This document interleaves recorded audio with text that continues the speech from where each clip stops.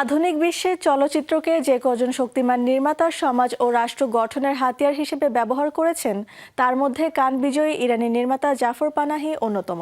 Jail, জরিমানা, রাষ্ট্রীয় হুমকি, ধর্মীয় ফতোয়া সবই ব্যবহার করা হয়েছে স্বাধীনচেতা এই পরিচালকের বিরুদ্ধে। গত বছর তার অনুপস্থিতিতে 1 বছরের কারাদণ্ড দিয়েছিল তেহরানের এক আদালত।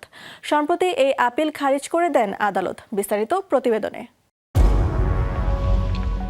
মর্যাদাপূর্ণ কান চলচ্চিত্র উৎসবে পাম ডিওর পুরস্কার জয়ী ইরানি চলচ্চিত্র নির্মাতা জাফর পানাহির বিরুদ্ধে দেওয়া 1 বছরের কারাদণ্ড বহাল রেখেছে তেহরানের এক আদালত। রাষ্ট্রবিরোধী প্রচারণায় যুক্ত থাকার অভিযোগে গত বছর তার অনুপস্থিতিতে এই সাজা দেওয়া হয়েছিল। পানাহির আইনজীবী মোস্তফা নীলি জানান, 7 জুন তেহরানে এক ব্রিফিংয়ে আদালত তার মক্কেলের আপিল খারিজ করে দেয়। তবে এই রায় চূড়ান্ত নয়।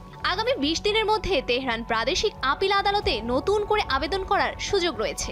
ফলে আপাতত তাৎক্ষণিকভাবে কারাবন্দী হতে হচ্ছে না পানাহিকে।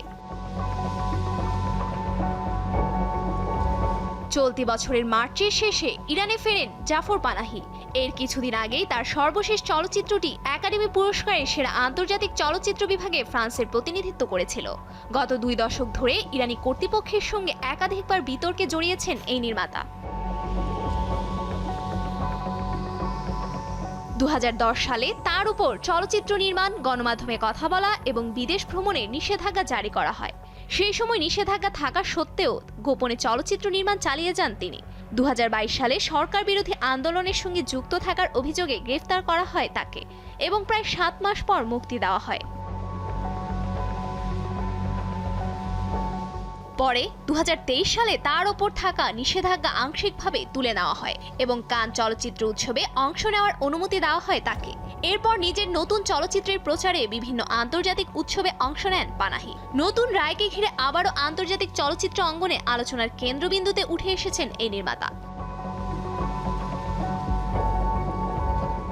এখন আদালতে আপিল খারিজ হওয়ার পর সরাসরি তার জেল, বিদেশ ভ্রমণ নিষেধ ও সামাজিক সীমাবদ্ধতা কার্যকর হবে।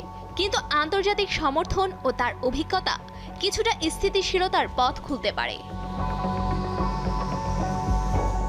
Safura Afrin, showbiz tonight.